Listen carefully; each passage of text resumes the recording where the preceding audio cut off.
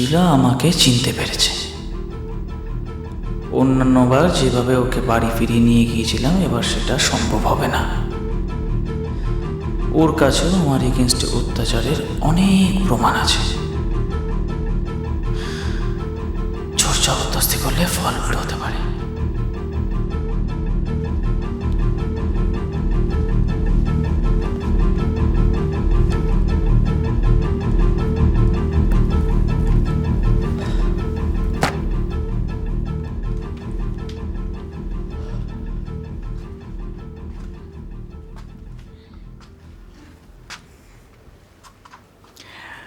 কি ব্যাপার শ্রীরা, আমাকে দেখে ভয় পেয়ে চলে না গিয়ে দাঁড়িয়ে পড়লে যে?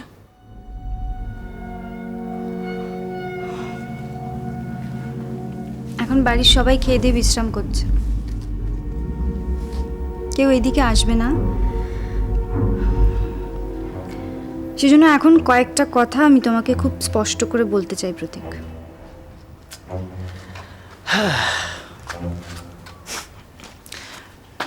কেন জেদ করছো শিলা? দেখো, যেদিন আমি প্রথম তোমাদের এখানে আসি সেদিনই আমি বুঝতে পেরে গেছিলাম যে তুমি আমাকে চিনতে পেরে গেছো। আর কেউ লক্ষ্য করুক বা না করুক, তোমার মুখে আমি যে ভয় দেখেছিলাম তাতেই কিন্তু। একদম বাজে কথা বলো না প্রতীক। শোনো, এই বাড়ি থেকে যত তাড়াতাড়ি সম্ভব তুমি চলে যাও, কারণ তোমার হাজার ভালোবাসা, হাজার প্রলোভন সত্ত্বেও এই বাড়ি থেকে আমি এখন আর যাব না।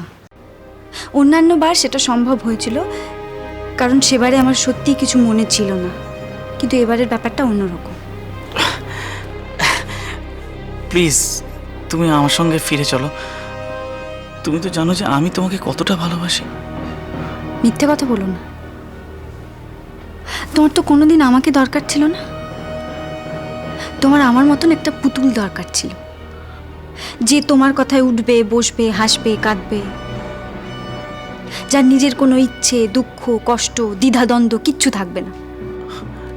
তুমি কেন এরকম ভাবে ভাবছো বলো তো? আচ্ছা, আমি তোমার জন্য কি করিনি? বাড়ি, গাড়ি, ফ্ল্যাট, টাকা, আধুনিক সুযোগ সুবিধা সব, একজন মানুষের বেঁচে থাকার জন্য যা যা দরকার সব কিছু আমি তোমায় দিয়েছি। হ্যাঁ, সব দিয়েছো, কিন্তু কেড়ে নিয়েছো তার থেকে অনেক বেশি। প্রতীক, তোমার ফ্ল্যাটে আমি থাকতাম সেই রাজকন্যার মতন, যার সব কিছু আছে, সব আছে, শুধু শান্তি নেই আর স্বস্তি নেই। তোমার বলা শেষ হয়েছে? বেশ, অনেকক্ষণ ভালো কথা বলেছি। যখন তুমি শুনলেই না, তখন এবার তোমার নাটকবাজি আমি বন্ধ করে দেবো। এতদিন আমি অনেক সহ্য করেছি প্রতীক, কিন্তু এবার আর তুমি আমাকে এই বাড়ি থেকে নিয়ে যেতে পারবে না, কারণ এই বাড়ির সবাই আমাকে খুব ভালোবাসে। এই বাড়িতে সবাই আমার সঙ্গে আছে, ওরা আমাকে বিশ্বাস করে। ঠিক আছে, তোমার চ্যালেঞ্জ আমি অ্যাকসেপ্ট করছি। তুমি নাটক শুরু করেছো, আর এই নাটক শেষ করব আমি। তুমি নাটক করো, আমি নাটক করছি, দেখা যাক না কে জেতে। তবে একটা কথা, আমি এমন একটা পরিস্থিতি তৈরি করব না যাতে তুমি স্বেচ্ছায় এই বাড়ি ছেড়ে আমার সঙ্গে চলে যেতে বাধ্য হও। দেখা যাক, দেখা যাক তুমি কিরকম নাটক করতে পারো। তবে হ্যাঁ, নাটকের শেষ দৃশ্যেই কিন্তু বোঝা যাবে যে কে পাবে হাততালি আর কে জুতোর মালা।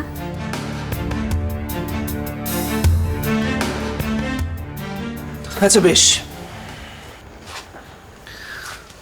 বলো তুমি কি বলতে চাও।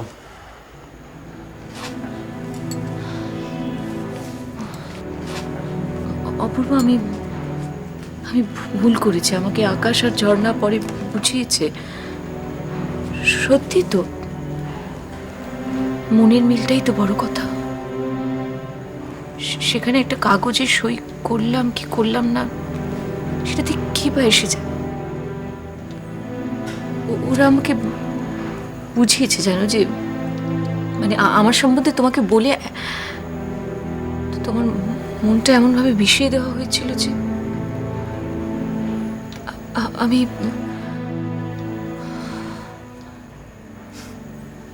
মজার কথা কি জানো, আমি কিন্তু সেদিনকে আমার সাফাইয়ে ঠিক এই কথাগুলোই তোমাকে বলেছিলাম, ঠিক এই কথাগুলো।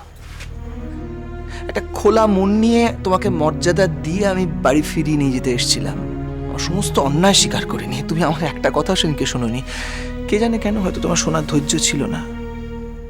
তুমি সেদিনকে আমাকে বলেছিলে যে তুমি যদি আমার সঙ্গে ফিরে যাও তাহলে সেটা আর ভালোবাসা হবে না, ওটা খানিকটা হবে চুক্তিপত্রে সই করার মতো, তাই না? তাই বলেছিলে না? তখন আমার মনের অবস্থা তাই ছিল অপূর্ব। আচ্ছা আমাকে একটা কথা বলো তো, তোমার বাড়ি থেকে চলে আসার পর তুমি কেন আমাকে ডেকে আনো?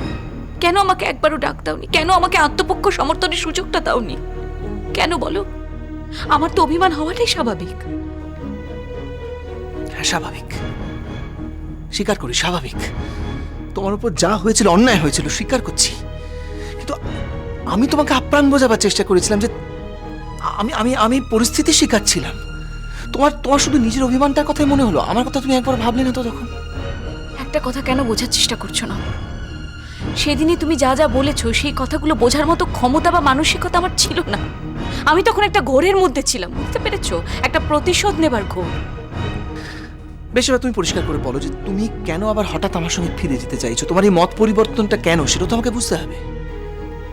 সেদিন যেমন তুমি খোলা মনে আমাকে ফিরিয়ে নিয়ে যেতে এসেছিলে, আজ ঠিক সেই রকম খোলা মনে আমি তোমার কাছে, তোমার সাথে ওই বাড়িতে ফিরে যেতে চাইছি। আমাকে তোমার সঙ্গে নিয়ে যাবে অপূর্ব? জানো শতরূপা, মাঝে মাঝে এমন একটা পরিস্থিতি তৈরি হয় যখন মানুষ কিরকম একটা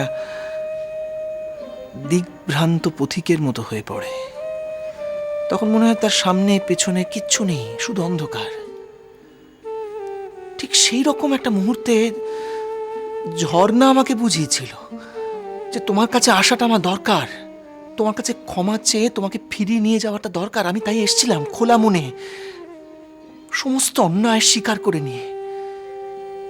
তুমি যখন সব কিছু সত্ত্বেও আমাকে ফিরিয়ে দিলে, আমার হাতে ডিভোর্স পেপারটা তুলে দিলে, তখন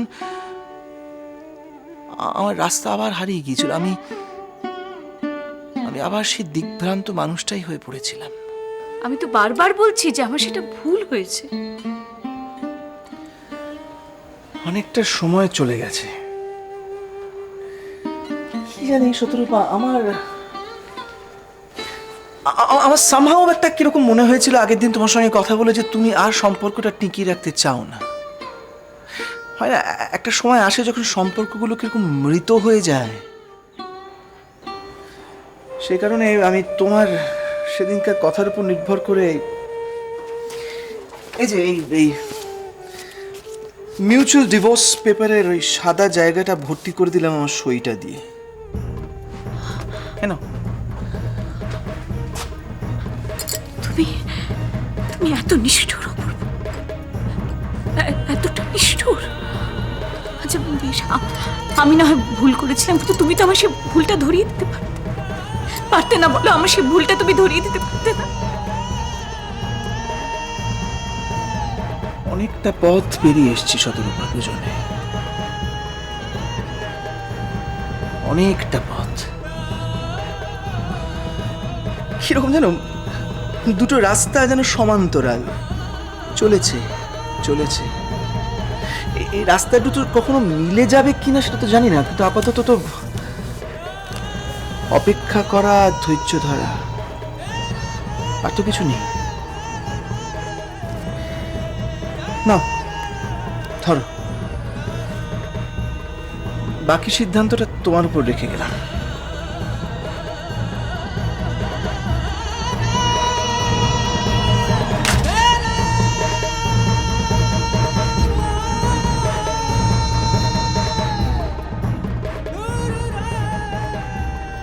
হ্যাঁ বল, কি খবর মানে? হ্যাঁ, তুই যেন কত আমার খবর নিস, ভুলেই তো গেছিস আমাকে। না না, ভালো আছি। হ্যাঁ কবে? না, কবে কোথায় সেটা তো জানাতে হবে। আচ্ছা, কে অ্যারেঞ্জ করছে? তরুণ?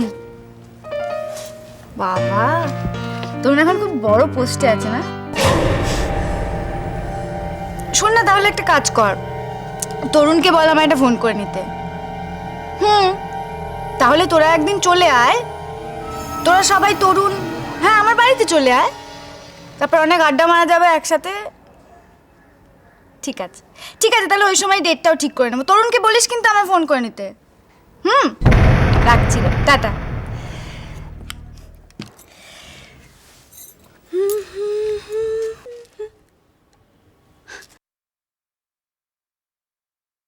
উমা, তুমি চলে এসছো এত তাড়াতাড়ি? কি অফিস ছুটি হয়ে গেল নাকি?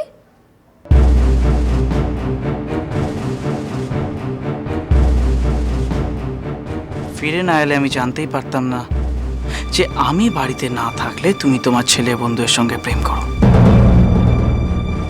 তরুণকে? তরুণ আমার ছোটবেলার বন্ধু, আমরা একসাথে স্কুলে পড়াশোনা করেছি। ও কতদিন এখানে এসছে? গতকাল? তার আগের দিন? নাকি তারও আগের দিন? একদিনও আসেনি। তরুণ আমাদের এই বাড়িটা চেনেই না। কি হয়েছে তোমার প্রতীক, তুমি এরকম ভাবে কেন রিয়াক্ট করছো?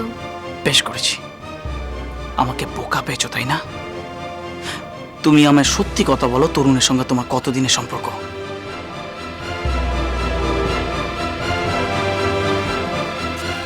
শ্রীলা এখনো ভালোভাবে জিজ্ঞেস করছে, উত্তর দাও।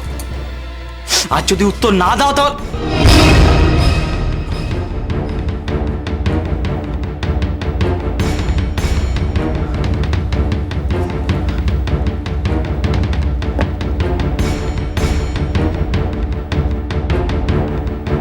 এটা আবার কার জন্য সাজিয়ে বসে আছো শিলা? ও, তুমি কি ভেবেছিলে আমি আর ফিরবো না? তার মানে আমি না থাকলে রোজ আমার এই বাড়িতে তোমার ছেলে বন্ধুদের আড্ডা বসে। ছি, ছি, ছি, ছি, ছি, ছি। এটাই ছিল প্রথম দিন। এই ঘটনার পরই আমি বুঝতে পারলাম প্রতীক আমাকে সন্দেহ করে, এবং শুধু সন্দেহই করে না, কোনো কারণ ছাড়াই সন্দেহ করে। কিরে, কি ভাবছিস? কি ভাবছিস গালে হাত দিয়ে? অনেক রাত হয়ে গেছে, খাবি? চল চল। না না, তুই খেয়ে নে, আমি পরে খাবো। আর তাছাড়া তোর তো কালকে অফিসও আছে। তোর কি মাথা খারাপ হয়ে গেছে? আমি একা একা খাবো? দেখ শতরূপা, এখন কিন্তু হাত পা গুটিয়ে বসে থাকার সময় নয়। আচ্ছা আকাশ, অপূর্ব এত অবুঝ কেন আমাকে বলতে পারিস? আমি তো সমস্ত মান অপমান অসম্মান ভুলে গিয়ে ওর কাছে নিজের ভুল স্বীকার করেছিলাম, সম্পর্কটাকে নতুন করে গড়তে চেয়েছিলাম। আচ্ছা, অপূর্ব কাছে ডিভোর্স পেপারটা তুই প্রথম পাঠিয়েছিলি তো? আমি কিন্তু তোকে বারণ করেছিলাম, তুই আমার একটা কথা শুনলি না। আর এখন সেটা যখন বুমারাঙ্গে ফিরে এসছে, তখন তুই সমস্ত দোষ চাপাচ্ছিস অপূর্বর ঘাড়ে। যে কি আশ্চর্য, আমি তো সেটা অস্বীকার করিনি, করেছে কি? কিন্তু তুইও কি এটা অস্বীকার করতে পারবি আকাশ? আমি তো নিজের ভুলটা বুঝতে পেরে আমি তো ফোন করে ওকে ডেকেছিলাম, ওর সামনে দাঁড়িয়ে তো বলেছিলাম আমার ভুল শুধরে নেবার কথাটা। কিন্তু ওকে নির্বিকার মুখে ডিভোর্স পেপার সাইন করে আমার হাতে দিয়ে দিল। তোদের অবস্থাটা আমি ঠিক বুঝতে পারছি না। তোরা যদি নিজের জায়গায় অনড় থাকিস, তাহলে অবস্থাটা স্বাভাবিক কি করে হবে? দেখ শতরূপা, একটা যে কোনো সম্পর্ক গড়তে অনেক সময় লাগে, ভাঙতে কিন্তু 1 সেকেন্ডও লাগে না। এটা তোরা একবারও ভেবে দেখলি না? ভেবেছি তো, আমার যা ভাববার সব ভাবা হয়ে গেছে। দেখ আকাশ, এই যা কিছু হয়েছে, এই সমস্ত কিছুর জন্য তো আমি দায়ী নই। এই সব কিছুর জন্য দায়ী অপূর্বর মা। আমি কেন? আচ্ছা শোন, আমার একটা কথা শোন, তুই কিন্তু আগের মতো জেদ করে পুরো ব্যাপারটাকে আর পণ্ড করে দিসনি, প্লিজ। তুই আমার দোষটা ধরছিস কেন? আশ্চর্য, তুই কি ভুলে যাচ্ছিস আকাশ? যেই দিন থেকে বিয়ে করার পর, যেই দিন থেকে আমি ওই বাড়িতে পা রেখেছি, ঠিক সেই দিন থেকে আমাকে আসামির কাঠ করে দাঁড় করিয়ে দেওয়া হয়েছে। আমার বিরুদ্ধে যা যা যা যা দোষ দেওয়া হয়েছে, এর কোনটার জন্য আমি দায়ী বলতে পারিস? আর এই সমস্ত কিছু তো অপূর্ব জানতো। জেনে ওর মুখে কিরকম একটা যুদ্ধ জয়ের আনন্দ। ডিভোর্স পেপারটা। শোন, আমি তোর পুরো ব্যাপারটা বুঝতে পারছি, তো প্রবলেমটা আমি বুঝতে পারছি, কিন্তু দেখ, কাউকে না কাউকে তো এক পা করে এগিয়ে আসতেই হবে। হ্যাঁ, আমিও এগোবো, তবে অপূর্বর দিকে নয়, অপূর্বর মায়ের দিকে। প্লিজ। না আকাশ, এই সমস্ত কিছুর জন্য ওর মা দায়ী, এবং অপূর্বর মনে যা কিছু ঝগড়া, অশান্তি, সমস্ত কিছুর জন্য কিন্তু। প্লিজ প্লিজ, তুই এতটা উত্তেজিত হচ্ছিস, আমাকে তো একটা সুযোগ দে, আমি অন্তত একটিবার কি ওর সঙ্গে কথা বলি, একটিবার। দেখ, আমার বিশ্বাস বরফ কিন্তু গলবেই। আর শোন, তার আগে তুই এমন কোনো সিদ্ধান্ত নিবি না যাতে তোদের দূরত্বটা আরও বেড়ে যায়, প্লিজ। বেশ, আমি ভেবেছিলাম যে আমার জীবনে দুর্দশার জন্য তো অপূর্বর মা দায়ী। আমি প্রপার জায়গায় দাঁড়িয়ে অপূর্বর মায়ের সম্পর্কে আমার যা অভিযোগ সব জানাবো। কিন্তু তুই যখন বললি আমি আরেকটা সুযোগ, তবে একটা কথা আকাশ, যা করবার তাড়াতাড়ি কর, কারণ আমি এর শেষ দেখতে চাই।